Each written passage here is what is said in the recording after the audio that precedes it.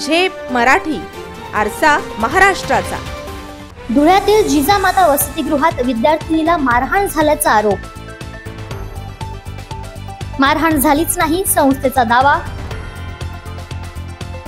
तर विद्यार्थिनीही म्हणाल्या असे घडलेच नाही। धुळे शहरातील जिजामाता कन्या वसतिगृहातील एका 14 वर्षीय मुलीला मारहाण झाल्याचा आरोप पुढे आला। वसतिगृहाच्या गृहपाल महिलेवर याबाबत गंभीर आरोप होऊन त्यांनीच मुलीला ढकलल्याने तिचा हात फ्रॅक्चर झाल्याचेही सांगण्यात आले। या मुलीने धुणी भांडी आणि शौचालय सफाईचे काम केले नाही म्हणून तिला मारहाण झाल्याचं कारण पुढे आल्याने या घटनेकडे साऱ्यांचेच लक्ष वेधले गेले। प्रशासनही खडबडून जागी झाले। संबंधित महिलेवर गुन्हा दाखल होऊन तपासही सुरू झाला। मात्र आता या घटनेची दुसरी बाजू समोर येते।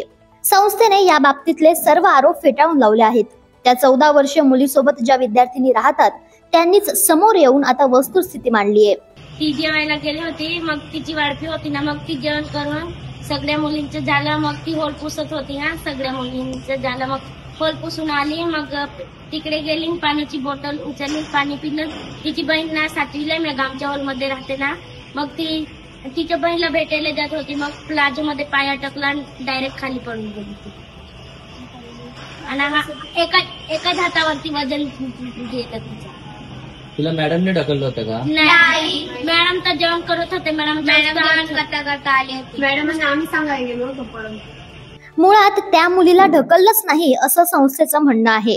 जिजामाता विद्यालयाच्या प्राचार्या अपर्णा पाटील यांनीही याबाबत पुढे येऊन स्पष्टीकरण केले।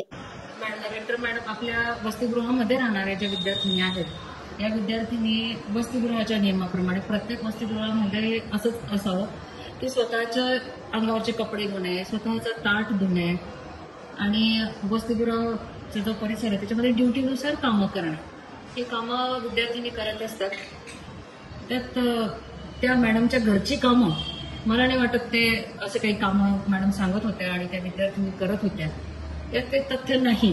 आमच्या संस्थेकडनं म्हणजे माझ्याकडनं आपल्या व्यवस्थापिकेंना सक्तीच्या रजेवर पाठवलेला आहे। जोपर्यंत या प्रकरणाचा छडा लागत नाही, तो सूक्ष्म होत नाही, तोपर्यंत त्यांना सक्तीच्या रजेवर आम्ही पाठवलेला आहे। गुन्हा तर दाखल झाला आहे, परंतु त्यात काही तथ्य नाहीये, कारण सीसीटीव्ही फुटेजमध्ये अगदी स्पष्ट दिसत आहेत मॅडम त्यांच्या घरातून निघाल्या आहेत। मुली ती पडल्यानंतर धावत येऊन मॅडमला सांगता आलेत। अगदी 2 मिनिटाच्या वेळेत मॅडम त्यांना दवाखान्यामध्ये पण घेऊन गेलेले आहेत। त्यांच्याबरोबर जाणाऱ्या विद्यार्थिनी पण ते तुम्हाला सांगतील की मॅडम बरोबर आम्ही गेलेलो होतो दवाखान्यामध्ये। मुलगी पडल्यामुळे जखमी झाली, तिच्यावर सध्या हिरे वैद्यकीय महाविद्यालयात उपचार सुरू आहेत हे खरे असले तरी समोर आलेली घटना सत्य नाही। त्यामुळे विनाकारण संस्थेची होणारी बदनामी थांबवावी अशी अपेक्षावजा मागणी संस्थेने केली आहे। अशाच वेगळ्या आणि ताज्या बातम्यांसाठी पाहत रहा झेप मराठी, आरसा महाराष्ट्राचा। संपादक प्राध्यापक अनिल चव्हाण, धुळे।